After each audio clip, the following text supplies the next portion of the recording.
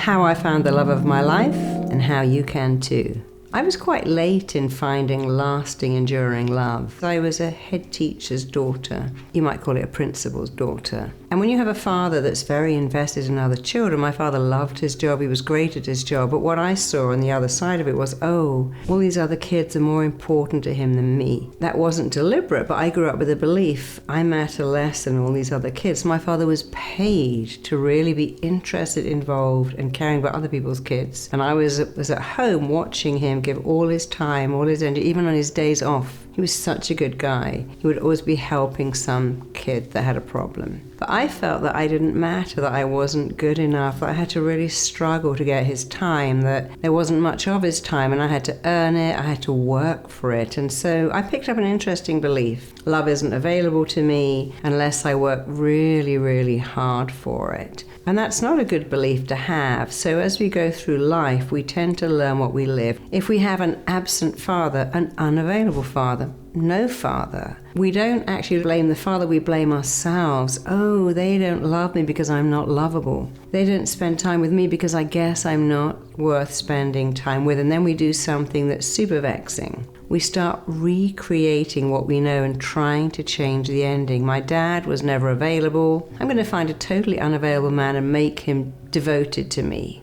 My dad was absent. Let me find someone who's never there and make them available. So we have this interesting behavior, which is let's recreate what I know and change the ending. But you know what? Life's too short. We need to change the beginning. And I remember many years ago working with a girl who only liked men that treat her very badly, the bad boys. They would cheat on her. And she said, you know, that's what I like. That's what sets me on fire. And I always date losers that cheat on me, make me pay for everything. And of course, there was her father, cheated on her mother, made the mother pay for everything. And she was trying to find someone just like her dad, but turn him into a wonderful guy. And so I did a lot of work with her, and she came out and said, you know, it was the most amazing thing. I went to the same place I always go, and I met an amazing guy, and he was so nice to me, and I don't know what you did, but you changed me on every way, because he took me out, he paid, texted me afterwards, asked to see me again. I'm not seeing him again. I said, why not? She went, he was too good for me. And I said, you know what you're saying? What you're saying is actually his behavior was so unfamiliar that I didn't recognize it, and I want to run back to what I know. My story is that I made going out with unavailable men familiar. I had some beautiful relationships with men that were utterly dedicated to their career. Super busy, work came first. I dated someone who was divorced with 2 very, very small young children. Of course, they had to come first. And I also dated people that were really a little bit crazy. If they had crazy on their head, that was my thing. And I remember one day thinking, you know what, I'm a therapist. And one of my clients had just said to me, hey, Marisa, you know, you're amazing. You know, you've changed my marriage. He said, you must have the most amazing relationship in the world. I thought, only you knew. I really don't. But I thought about what he said, and that people think I have a great relationship because I'm so good at helping them. Look at what's wrong. And I did just a little bit of looking at my own behavior. Why did I like unavailable men? Because they reminded me of my father. I had to work for his love. I had to earn his love. He wasn't a bad person, far from it, but he was always interested in other people's children. I remember when he met his second wife, he said to me, oh my God, her daughter is amazing. He was telling me how incredible she was, and I'm like, oh, he thinks she's more amazing than me. And I really felt that, because he was telling me how incredible his new wife-to-be's daughter was. And I felt, again, second best. So I could see my own pattern. And I happened to be giving a talk outside London at this amazing place, and they put me in the honeymoon suite. And I was like, oh, this is amazing. I was in the honeymoon suite on my own, very happy. And I remember thinking, you know what?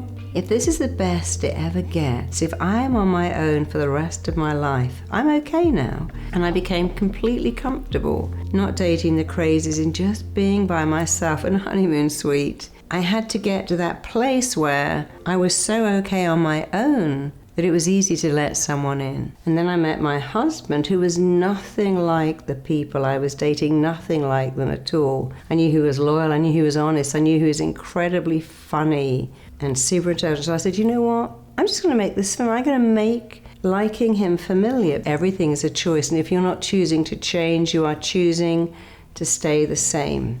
I made a little list of what I really wanted in someone. They must work for themselves. They must be free to travel. They must be a family person. I did forget to put in that list they must be super tidy, but hey, we can't have everything. So all I did was one thing. Every day I'd say, I'm making this familiar. This guy puts me above everything, his career, everything. I'm going to make this familiar. I said it, I stated it, I said it a lot. So I did a complete turn by doing one thing. I made a list and I kept saying, I am making this familiar, making this familiar, making this familiar. So what do you want? Answer me right now. Do you want someone loyal, dedicated, someone who really wants children? Think about the qualities you want. What qualities do you want? When you've really narrowed it down to the stuff that matters, when you've worked it out, don't have a list that long. Just work out the values, the person, who they are, what are they really like, what is their soul like. When you've really got that, then start to say, I am attracting someone like this and being attracted to someone like this familiar. Say it over and over again, say it, state it, affirm it, embody it. And then amongst all of that, here's something else you must make familiar, the belief that you are worthy of love. I'm deserving of a love like this. I'm worth a love like this. I deserve to be someone's most important thing in the world. I'm worthy of hearing, you're it, you're the one. How did I get so lucky to get you? You are the best thing that ever happened to me. You are my everything.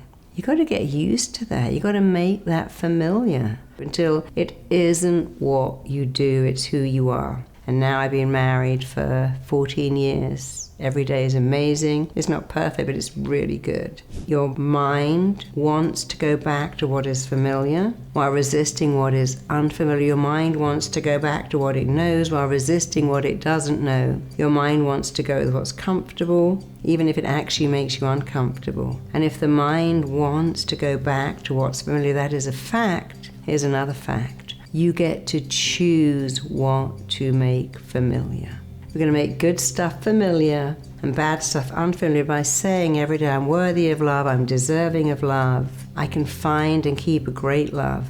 Keep saying it. Notice how you feel. If it feels weird, say it more. Say it all the time until it becomes real. Love is available to everybody. My gran used to say every pan has its lid. And that's true. And if I can do it at 50, you can do it at any age, at any stage. My dad got married for the third time when he was in his 60s. He said it feels the same, you know? Being in love in your 60s is the same as being in love when you're 17. It's the same. Because he'd been on his own for a long time by then. But he found great love. And we all can. And that definitely includes you. I wish you phenomenal success in finding enduring, beautiful love that lasts forever. Remember, you want someone to fall in love with your soul, not the wrapping, but the very person you are. To love you with all your faults, they love you still. I love that song. In fact, listen to Rod Stewart's Great American Songbook. It's all these great songs, and there was It Had to Be You, Wonderful, Only You. And then think, yeah, my husband and I dance around the kitchen island to those songs to this day. Find a song about love. You're the one. Just one look. It had to be you. And decide, I am worthy of hearing those words, feeling those feelings. You know why? Because you are. Grow in love. What you want wants you. What you are moving towards is moving towards you. You can find love, and love can find you when you know you're worth it. Spend all the time knowing you're worth it. 80% of your success in finding love is having that mindset. I am worthy of love. And then put yourself in front of the kind of person that has the values you want, that you'd like to share your life with. Keep saying, I'm making this familiar, familiar, familiar. Not only will you find love, it will find you, and it will stay with you for the rest of your long, love-filled life. Thanks for tuning in. Let me know how you get on. I can't wait to hear your great, love-filled success stories. See you next time. Check out my next video here.